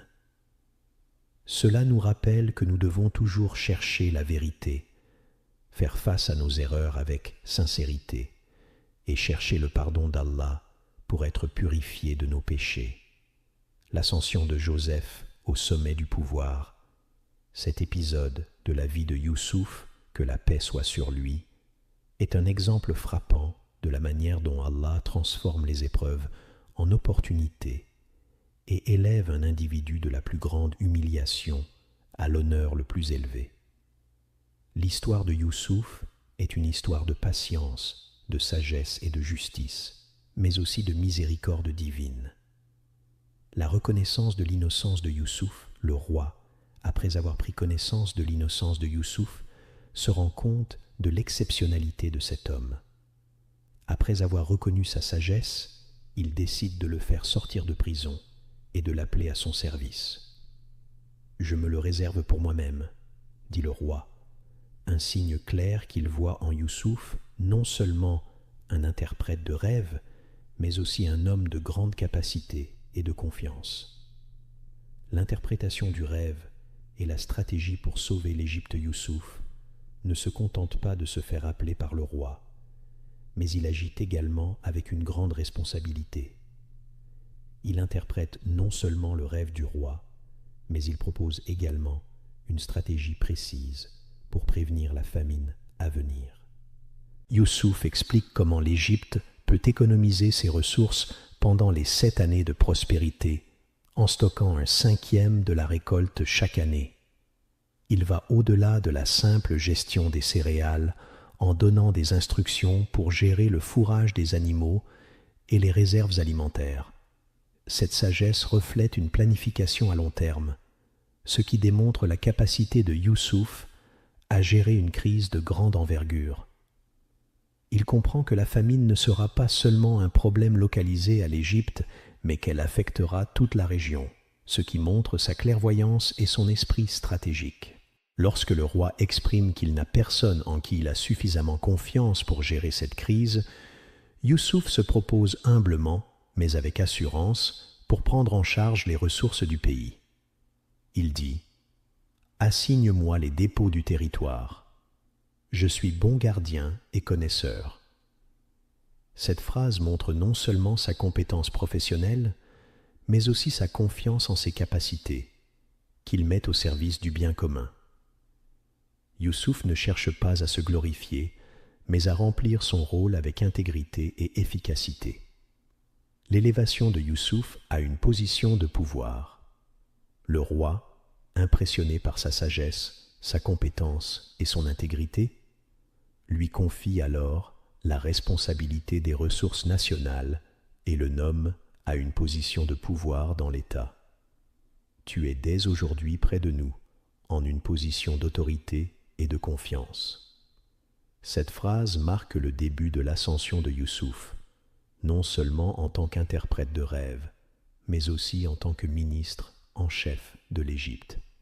C'est une élévation incroyable, passant d'un prisonnier à un ministre d'une grande nation, en reconnaissance de sa loyauté envers Allah et sa sagesse exceptionnelle. L'importance de la confiance et de l'intégrité. L'histoire de l'ascension de Youssouf nous enseigne plusieurs leçons importantes. La confiance en Allah. Youssouf a toujours fait confiance à la sagesse d'Allah, même dans les moments difficiles. Sa foi et sa patience ont été récompensées par Allah, qui l'a élevé au sommet du pouvoir. L'intégrité dans la gestion du pouvoir. Youssouf a demandé à être nommé à la responsabilité des ressources, non pas par ambition personnelle, mais par une profonde conscience de son rôle de gardien des biens et des ressources des autres. Cela nous enseigne l'importance de la gestion juste et responsable des ressources et de la fidélité à ses engagements. La patience et la persévérance dans l'épreuve. L'ascension de Youssouf ne se fait pas sans avoir surmonté d'immenses épreuves. L'injustice de ses frères, la fausse accusation, la fausse promesse de libération de la prison, etc. Cependant, il reste ferme et patient, ce qui le rend digne des honneurs et des bénédictions qu'il reçoit par la suite. Le rôle de la sagesse et de la stratégie, l'aptitude de Joseph à à voir au-delà des circonstances immédiates et à planifier pour l'avenir, a été essentiel dans sa réussite. Il n'a pas seulement résolu un problème immédiat, mais a offert une stratégie à long terme qui a bénéficié à toute la nation. L'ascension de Youssouf, que la paix soit sur lui, à la position de ministre en chef, est un exemple de la façon dont la foi, la sagesse et la justice peuvent mener un individu à la réussite, même après de grandes épreuves. Youssouf n'a pas cherché la gloire, mais il a toujours agi dans l'intérêt d'Allah et de son peuple, ce qui lui a valu la reconnaissance et le pouvoir. Ce passage nous montre que, quelle que soit l'épreuve, la patience, l'intégrité et la confiance en Allah sont les clés pour surmonter les difficultés et réussir dans cette vie et dans l'au-delà. L'histoire de Youssouf, que la paix soit sur lui, après son ascension au pouvoir en Égypte, est remplie de sagesse et de compassion. En tant que ministre, il ne se contente pas de gérer les affaires de l'État, mais il se montre un modèle de leadership éclairé, bienveillant et humain. Voici quelques points clés sur son ministère et son engagement pour son peuple. La bienveillance et la réconciliation du roi. Le roi d'Égypte trouvait en Youssouf un conseiller fidèle et sage. Leur relation était marquée par une confiance profonde et une admiration mutuelle. Il semble que le roi, impressionné par la foi et la moralité de Youssouf, ait trouvé réconfort dans ses paroles. Le roi embrassa même l'islam, selon certains récits, ce qui est un témoignage de la puissance de la foi de Youssouf et de son impact spirituel. L'épouse du ministre et son mariage avec Youssouf. Certains récits affirment que l'épouse du ministre, après la mort de son mari, épousa Youssouf. Ce détail historique n'est pas précisé de manière absolue dans le Coran, mais il reflète l'évolution de la vie de Joseph, qui, de prisonnier, devint une figure de grande importance politique et morale dans la société égyptienne. Allah sait mieux sur ces événements. Youssouf comme ministre et leader éclairé. Youssouf, en tant que ministre, ne se contenta pas de gérer les ressources du pays pendant les années d'abondance et de famine. Il se montra compétent et attentif dans la gestion des affaires de l'État. Mais son rôle ne se limita pas à cela. Il utilisa sa position pour inviter les gens à Allah, agissant en tant que guide spirituel, en plus de ses responsabilités administratives. L'organisation de l'agriculture et de la gestion des ressources. Les 7 premières années d'abondance furent une période de grande prospérité. Youssouf encouragea vivement la population à se lancer dans l'agriculture, leur demandant de donner 1/5 de leur récolte pour stocker les céréales en prévision des années difficiles. Il fit construire de nombreux entrepôts pour stocker cette nourriture, afin de garantir la sécurité alimentaire pendant la famine à venir. Sa vision stratégique et son sens de la prévoyance sont exemplaires. L'humilité de Youssouf, malgré sa position élevée. Ce qui distingue vraiment Youssouf dans son rôle de ministre, c'est son humilité. Bien qu'il fût un ministre puissant, il choisit de vivre de manière simple, mangeant la même quantité que les autres. Cela montre son désir de rester proche de son peuple, de ne pas se détacher de la réalité de la souffrance humaine et d'être un modèle d'humilité. En étant affamé comme les autres, il se présente non seulement comme un dirigeant, mais aussi comme un être humain, partageant les difficultés de ceux qu'il sert. Un modèle de leadership et d'humilité, Youssouf incarne le modèle parfait du leader juste et du serviteur d'Allah. Il utilise sa position de pouvoir pour guider son peuple, non seulement dans les affaires mondaines, mais aussi dans la voie de la foi et de la moralité. Il rappelle aux gens que toute richesse et toute capacité viennent de Dieu, et qu'il est important de toujours rester fidèle à la mission divine, en particulier dans les moments difficiles. Leçon à tirer. La prévoyance et la gestion des ressources. Youssouf nous enseigne l'importance de planifier à long terme, surtout dans des périodes d'abondance, pour se préparer aux temps difficiles. L'humilité en position de pouvoir. Malgré son statut élevé, Youssouf choisit de vivre comme son peuple, de partager leurs souffrances et de les guider avec compassion. La foi et la confiance en Allah. Youssouf a toujours placé sa confiance en Allah, et cela lui a permis de surmonter les épreuves et de guider son peuple vers le bien-être matériel et spirituel. En conclusion, l'histoire de Youssouf, que la paix soit sur lui, est non seulement celle d'un grand homme d'État, mais aussi d'un modèle de leadership moral et spirituel. Par sa sagesse, sa gestion juste des ressources et son humilité, il est devenu un exemple à suivre pour tous les dirigeants et croyants. L'histoire de Youssouf, que la paix soit sur lui, continue de nous rappeler la puissance du destin divin et de la patience dans les moments difficiles. Ce passage montre un tournant dramatique où les frères de Youssouf, qu'il avait jadis trahis, se retrouvent face à lui dans une situation de grande précarité. C'est un moment empreint de sagesse divine, où les rôles sont inversés et où les décrets divins se manifestent clairement. Voici quelques éléments à retenir de cette scène.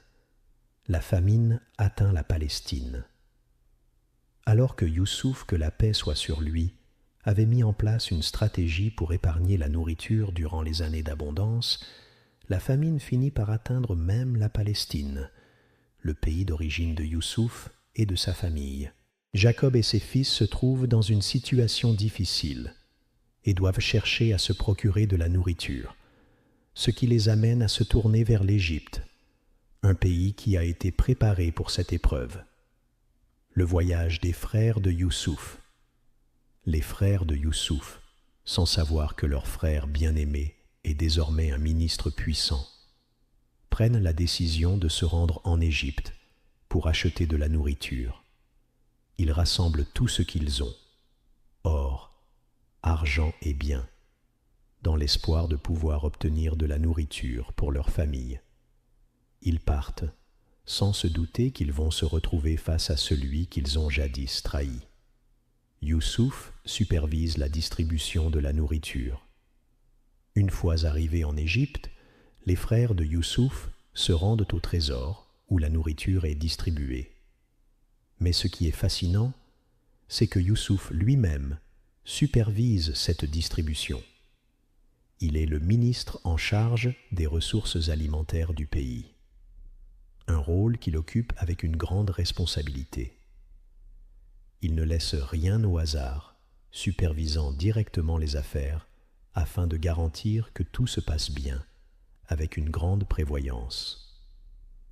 Il prend soin de l'Égypte et de sa nourriture, sachant que chaque grain de céréales est précieux pendant cette famine. Lorsque les frères de Youssouf arrivent, ils ne le reconnaissent pas. C'est un moment significatif dans l'histoire. Youssouf était un jeune garçon lorsqu'il a été séparé de sa famille. Mais maintenant, en tant qu'homme adulte, son apparence a changé. De plus, leur position et leurs sentiments vis-à-vis de lui étaient très différents. Tandis que lui les reconnaît immédiatement, ils ne savent pas qui il est. C'est là que l'histoire prend une tournure intéressante, car Youssouf les observe, et dans son cœur, il commence à faire face à un dilemme moral. Le pouvoir de la reconnaissance et du pardon Youssouf reconnaît ses frères, mais eux ne le reconnaissent pas. Cela représente un symbole puissant de l'inversion des rôles. L'ancien opprimé se retrouve maintenant dans une position de pouvoir et de contrôle. Les rôles sont inversés, ceux qui ont fait du tort à Youssouf sont maintenant dans le besoin, et Youssouf est en mesure de leur offrir ce dont ils ont besoin. Ce changement radical dans leur situation est une manifestation de la sagesse divine et de la manière dont Allah récompense ceux qui font preuve de patience et de foi dans les épreuves. Le décret d'Allah est le cycle de la justice divine. Il est évident que dans ce moment précis, le décret d'Allah se manifeste pleinement. Le verset rappelle que c'est Allah qui accorde la victoire à l'opprimé sur l'oppresseur, et cela se réalise ici dans le contraste frappant entre la situation de Youssouf, autrefois victime, et celle de ses frères, désormais dans une position de vulnérabilité. La leçon de l'humilité et du destin. Ce passage souligne l'importance de l'humilité, de la patience et de la confiance en Allah. Youssouf, malgré sa position élevée, ne cherche pas à se venger de ses frères. Au contraire, il se trouve dans une position où il pourrait choisir de pardonner ou de juger. Le moment de la reconnaissance de ses frères marque également le début de l'épreuve morale et émotionnelle pour Youssouf, car il va devoir gérer les sentiments contradictoires de la douleur passée et de la sagesse présente. Réflexion sur le destin et le pardon. Ce moment est un exemple parfait de la manière dont les décrets divins peuvent changer la vie des individus et des peuples. Il nous rappelle que, parfois, les erreurs du passé peuvent être corrigées par des actions justes et des choix sages. Youssouf, qui était autrefois un jeune homme abandonné dans un puits, est maintenant celui qui détient la clé de la survie des peuples. Son pardon et sa sagesse sont des enseignements puissants pour tous les croyants. L'histoire de Youssouf et de ses frères est avant tout une histoire de foi, de patience, de prévoyance et de pardon. Elle nous montre comment, même dans les moments les plus sombres, le destin divin peut inverser les rôles et offrir une chance de rédemption. Youssouf, que la paix soit sur lui, devient un exemple de patience et de leadership éclairé, tandis que ses frères sont confrontés aux conséquences de leurs actions passées. Ce passage met en lumière des éléments fascinants sur la rencontre entre Youssouf, que la paix soit sur lui, et ses frères. Une rencontre marquée par la reconnaissance, le mystère et la sagesse divine. Plusieurs aspects sont à retenir de cette scène, qui se déroule dans un contexte de famine, mais aussi de grande épreuve morale pour les personnages impliqués. La reconnaissance de Youssouf par ses frères. Les frères de Youssouf viennent en Égypte chercher de la nourriture, mais ils ne reconnaissent pas leur frère, même s'il est devenu un ministre puissant. Youssouf, qui les reconnaît immédiatement, garde son identité secrète. Il ne leur parle pas en hébreu, leur langue maternelle, afin qu'ils ne puissent pas le reconnaître. Ce choix montre la complexité de la situation. Youssouf se trouve à un carrefour émotionnel entre le désir de retrouver sa famille et l'obligation de gérer la situation avec prudence. Le rôle de l'interprète Youssouf choisit de communiquer avec ses frères par l'intermédiaire d'un interprète qui traduit leurs paroles en langue égyptienne. Cela ajoute un aspect de mystère à la rencontre, car cela empêche les frères de comprendre immédiatement qu'ils parlent à leurs propres frères. Cela pourrait aussi être vu comme une stratégie de Youssouf pour maintenir son incognito tout en apprenant davantage sur la situation de sa famille. Les soupçons de Youssouf. Youssouf, en tant que ministre en chef, commence par les soupçonner d'être des espions. Cela peut sembler surprenant, mais il agit avec prudence. Il ne fait pas confiance immédiatement à ces étrangers qui viennent chercher de la nourriture, car il est conscient de l'importance de la sécurité du pays durant cette période de famine. Cette question de savoir si les frères sont honnêtes et sont venus pour la nourriture ou s'ils ont d'autres intentions est essentielle pour lui. La leçon de Youssouf, le pardon et la patience. Cet épisode est rempli de leçons de patience, de prudence et de sagesse divine. Youssouf, bien qu'il soit en position de force, agit avec un calme stratégique. Plutôt que de se précipiter et de se venger, il met en place un plan pour examiner la sincérité de ses frères. Il ne cherche pas à les accuser directement, mais il crée une situation où ils sont obligés de se confronter à la vérité de leurs actions passées. La sagesse divine est le plan de Dieu. Au-delà des actions humaines, il est essentiel de comprendre que cette situation fait partie du plan divin.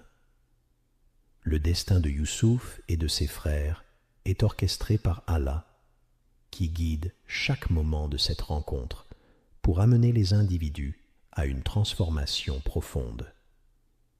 Youssouf ne cherche pas seulement à revoir sa famille, mais il cherche aussi à offrir à ses frères une opportunité de rédemption et de changement de cœur.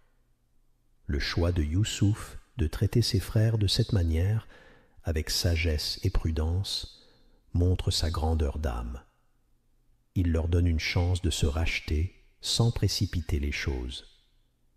Cela souligne l'importance de la patience dans les moments de douleur et d'incertitude, ainsi que la méthode divine pour amener les gens à la réconciliation et au changement. À travers cette rencontre, le pardon et la rédemption deviennent les valeurs essentielles du récit, et la sagesse divine continue de se manifester à travers chaque étape du parcours de Youssouf. Ce passage décrit une stratégie astucieuse de Youssouf, où il met ses frères à l'épreuve de manière subtile.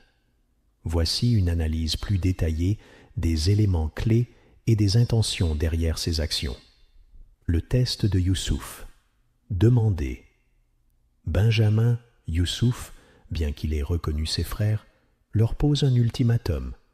Il leur donne de la nourriture pour leur famille, mais conditionne la distribution future de vivres à l'arrivée de Benjamin, leur frère préféré, et celui qu'ils ont laissé avec leur père en Palestine, en leur disant « Amenez-moi votre frère ».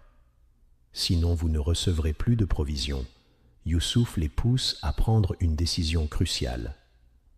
Cela ne relève pas seulement de la gestion de la famine, mais aussi d'un test moral et émotionnel pour ses frères. La réaction des frères, la culpabilité et la persuasion. Les frères se retrouvent dans une situation difficile.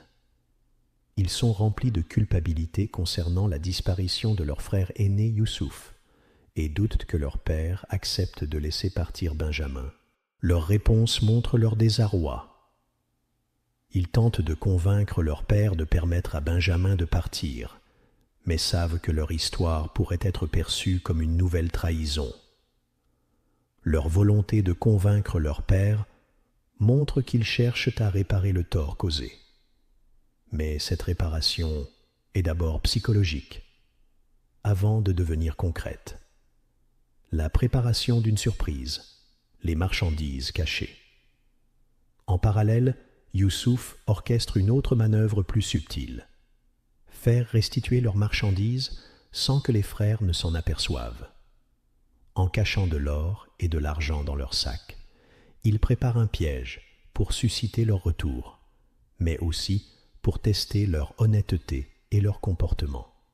Lorsque les frères découvriront cette erreur, cela les obligera à revenir en Égypte, ce qui est en réalité le but caché de Youssouf. L'astuce de Youssouf, susciter le retour. Pourquoi Youssouf veut-il que ses frères reviennent en Égypte? Il est clair qu'il cherche à retrouver son frère Benjamin, qui est le seul membre de sa famille qu'il n'a pas encore retrouvé. L'idée de revoir Benjamin, son frère du côté de sa mère Rachel, devient un moteur de ses actions. Youssouf a passé des décennies sans nouvelles de son frère, et la réunion des deux frères est une partie essentielle du récit. L'amour que Youssouf porte à son frère Benjamin est une partie essentielle du récit, car il fait apparaître le désir humain profond de renouer avec sa famille.